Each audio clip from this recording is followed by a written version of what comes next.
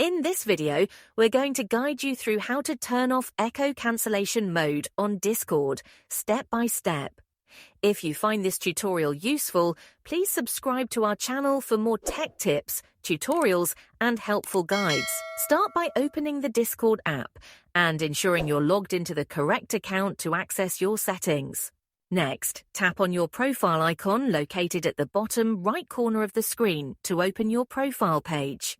From here, locate and tap the settings icon, which looks like a small gear at the top right corner of the screen.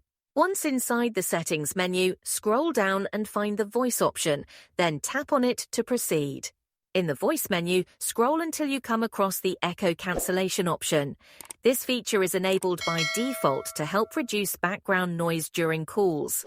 To turn it off, simply tap the toggle next to echo cancellation and it will be disabled. And that's all. You've successfully turned off echo cancellation mode on Discord. Thanks for watching, and we'll catch you in the next video.